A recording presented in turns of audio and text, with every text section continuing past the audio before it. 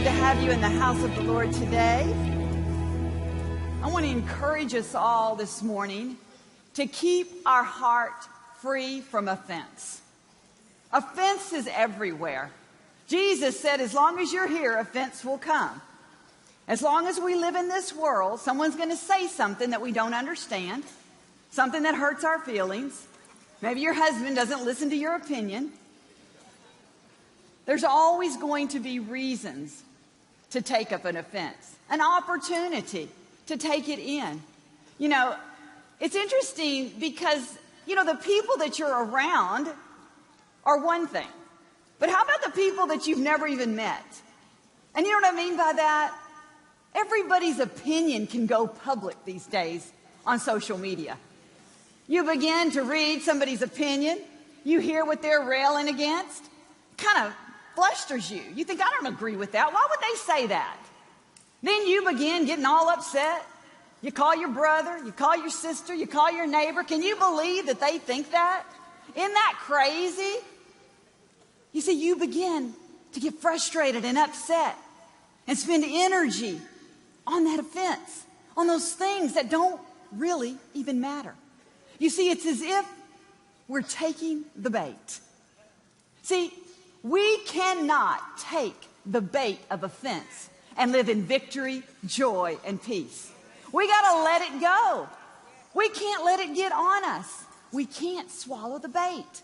In fact, in the scripture, the word offense comes from the Greek word that means bait. It was used to lure animals into a trap. See, the bait, or the offense, was what got the animals to come on in and take the bait. And sometimes that's what happens to us with offense. It lures us right into a trap. We get caught up in this circle of offense, in this trap of offense. We get upset, we get frustrated, we get bitter because we've swallowed it hook, line, and sinker. So we spend our time trying to figure out what somebody meant, dissecting every word. That's a waste of our time. What in the world could be so important that we have to take our time to figure it all out? What in the world could someone say that would be that important to your destiny if it's offensive to you? Now, you know what? We take up offense sometimes when no one really means anything. And that's a whole nother subject. But we're talking today about thinking twice about any offense. Any offense. We got to recognize what's happening when we're frustrated and when we're going in the circle of offense. And we've got to learn to drop it and let it go. See, the quicker we let go of offense, the more free we're going to be. The other day, I was cleaning a spot off of my carpet. So I went and got some carpet spot remover. I looked on the back to see what the instructions said about it. And it said, get the spot off as quickly as you can. Why? Because the longer that spot's there, the harder it is to remove. And see, that's the same way with offense. If you have a stain of offense on your heart, the longer you allow it to be there, the harder it's going to take to get rid of it. See, but the sooner you let it go, the better off you'll be. Don't go hour by hour, day to day, trying to figure it all out. It's not that important. If it's offended you, it's not that important. Proverbs 19:11 says, good sense makes one slow to anger, and it is to one's glory to overlook an offense. Good sense makes one slow to anger, and it's to our glory to overlook an offense. You see, it's to our good. It does us no good to go around offended, allowing that to take root in our heart. See, if we'll get good at overlooking offense, we're going to live a more satisfied and happy life. Jesus was no stranger to offense. People were constantly trying to trap him into offense. It says in 2 Peter that they hurled insults at him. You know what he did? It says he entrusted himself to the one who judges justly. He didn't entrust his life. He didn't give his life his ways to some opinion, false accusations. He entrusted his life to the one who was in control of his life, the one who could judge justly. That's where he found his resolve. He found it by knowing other people's opinions, whether they mean it or not, don't have to affect him. You see, we're all going to have to learn how to let go of offense. And it is a process.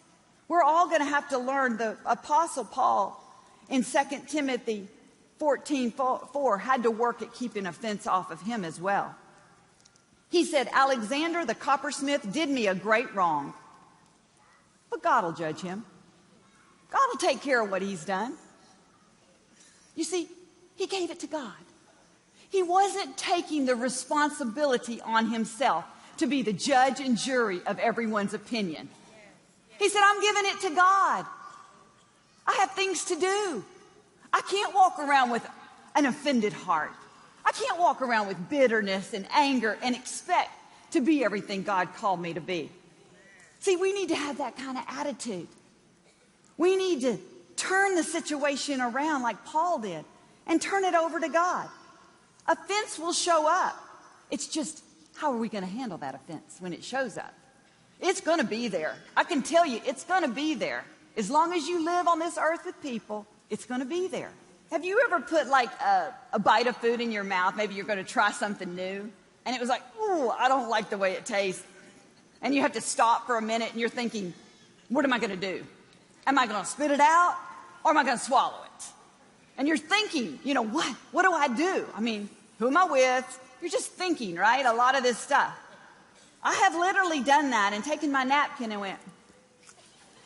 I know that's not very ladylike, but if there's something that's ucky in your mouth and you don't want to swallow it, that's kind of what you need to do, is spit it out. If you ever taste the bitterness of offense, that yucky feeling in your mouth, don't swallow it. Just spit it out in your napkin. Don't let it go down in your innermost parts. We've got to take a moment and think twice about taking up offense. Is it going to benefit you any? Is it going to make your life better? Is it going to make you more happy, more joyful? See, you may be winding up your day at work. 4 o'clock, a coworker leaves you out of an important meeting. You have till 4:15 to decide if you're going to take that offense. Are you going to spit that offense in your napkin? Or are you going to take it home with you? Are you going to let it upset your whole day? Are you going to let it disturb the peace in your home? What are you going to do with that offense?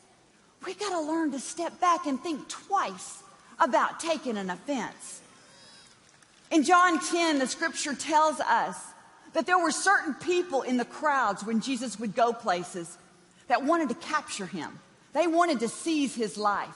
They wanted to take him and stone him. There were certain people that were always trying to stir up trouble. But there's such an important thing that it says that Jesus did. And I've always kind of wondered what it said. And the other day when I read it, I thought, could this mean? It says that Jesus would slip out of the crowd and go on his way. Now, I thought about that just a minute. Here's some people in the crowd that were trying to seize him and trap him, but he slipped away and moved on. And I thought about, you know what Jesus did? He wasn't playing Houdini. He wasn't being some magic man. He didn't give in to their opinions. He didn't go try to defend himself. He didn't stir up strife. He didn't say, Peter and John, why are they being so unfair? Will you go over there and talk to those people? No, he ignored the opinions of others, and he moved on his way. He literally slipped through the fingers of offense and moved on. You see, nobody captured Jesus' life. Nobody could capture him. Jesus gave his life. He made the decision to lay it down. He didn't allow anybody to change the course of his destiny by offense, by insults. He said, no, I've got an assignment from God. I'm going to entrust my life to the one who judges justly. And can I tell you, you got to slip through the fingers of offense if you're going to move on your way. If you're going to keep going to those places that God has you. Nothing is that important to waste your time. Listen, if offense can't upset you, offense can't control you.